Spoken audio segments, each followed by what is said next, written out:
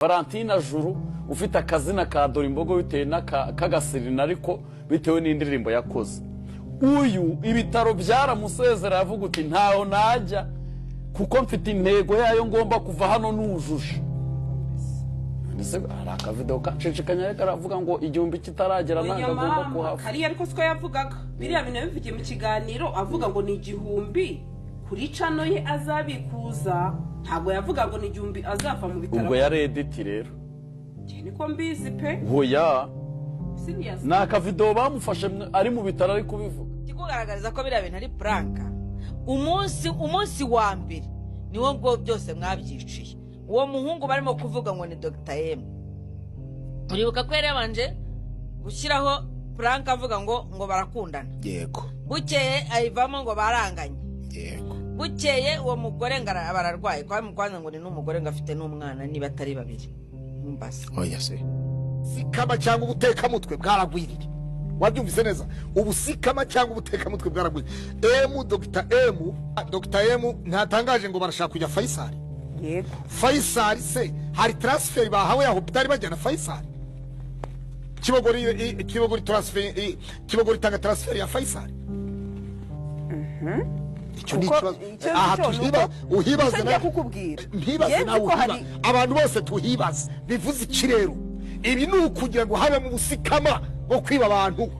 Mwaba diaspora mwe bapapa ninde wabaroze. Ni hagaragara mama wa Dorimbogo nk'umubyeyi, hagaragara muri umuna wa Dorimbogo habura umunawe, hagaragara musaza wa Dorimbogo nta musaza we. Ariko ibintu byo kuvuga ngo M tumuzi mu gatwiko atwikana na Dorimbogo bibereye mu gatwiko ngo batwika bamanuka bimanuka batwikira indirimbo zabo. Mwebwe kuki mwemera mwabapfapfa mwe ninde wabaroze? Rero urabishaka donc ubifashe byose igihe bahereye ushakamo uburwayi cyambere niba bunarimo umugani w'uwo mugabo w'imifupa ntabwo ari bwinshi nkuko babivuga. Murambabarira. Cya kabiri nta muntu wamufashe video arimo kubyina mu bitaro. Oya se.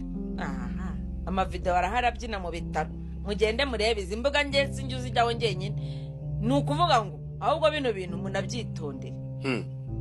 Kuko umwana ashaka guprankinga abantu ngo agire ibyo bakuraho undi akaza akamunyomoza ariko umunyomoza nawe ukabona ntago ari bikoreye urukundo. Harya ngarwaye ibiki? Ngarwaye igifu. Arwaye ari uko bamaje kugirana ibibazo bagashaka gutandukana. Nabajya kandi bavuga ko umva nkubwire. Stress itera igifu. Umva mbanze nkubwire.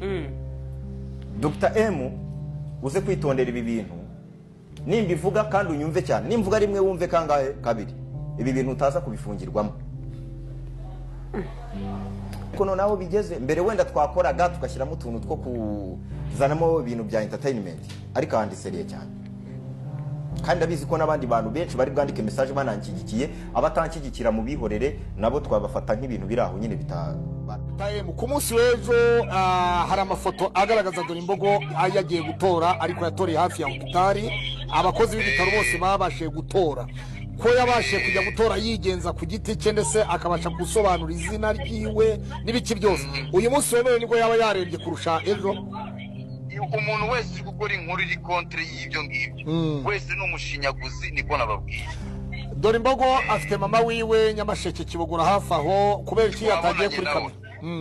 Twabonanye nawe kuri kamera ko atagiyeho yari gutegera imodoka sheri we fiancé we imujyana kurwarira malaria cyangwa se igifu cyangwa se umutwe muri hospital Kibogora cyangwa se yagomba kumujyana kuri centre de santé yegereye Remera hanyuma yarangiza akerekeza kuri hospital ya Kibogora yiwa aragatiraho sasa muri Kigali cyangwa se abateguzi.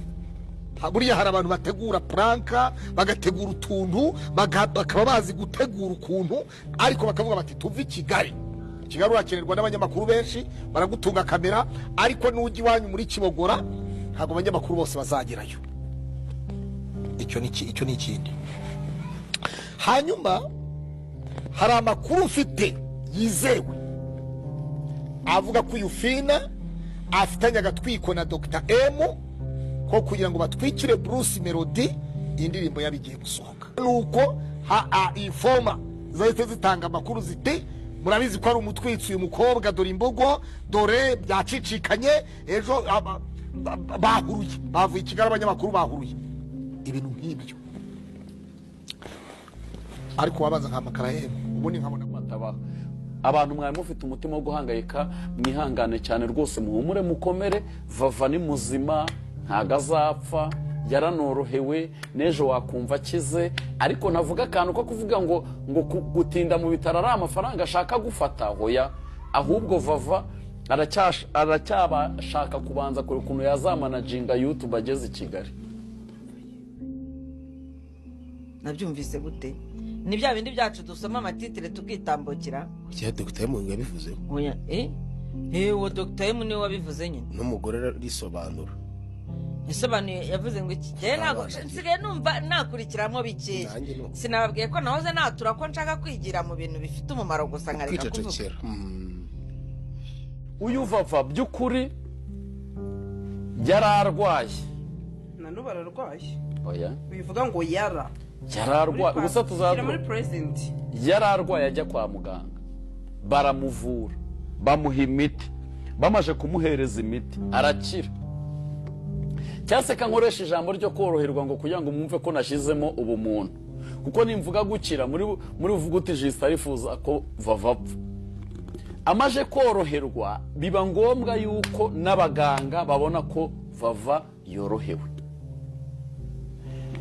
ariko kubera inyungu ntazi cyangwa se n'umugambi we Vava bamusabye ko bamusezerera Vava aranga avuga ko ari ibindi akivuza ndagira ngo mbanza niheru kuri Dr. M weho umushinyaguza ahubwo ufata umuntu w'umusheri wawe ukamucuruza mu nkuru n'ibiganiro umuntu ufata sheri wawe wirirwa wivugishwa nako karimi kameze nk'akintuza ukaza ukavuga sheri wawe ibyabaye nawe uri kumucuruza ese kuri kuvuga ngo ntago ndi umupasiteri weho uri iki mbere Vava yarwaye uku kurwara kwiwe gukomera hari imundura ye na Dr. M abandi bataratwite abandi ko bavugwa ko yakuyemo inda ikavamo nabi ni ibivugwa uti yavuyemo nabi niho biri kumutera umutwe ko wumva se yagiye no gutora yagiye gutora ntabwo arembye nk'uko abikabiriza muri iyo video avuga ngo agiye gupfa haje ibintu byinshi ahubwo biteye n'umujinya hari umukobwa waje avuga ngo yageze mu cyuma ngo asanga urupfu rwanutse simbuga tuzikoreraho amabara menshi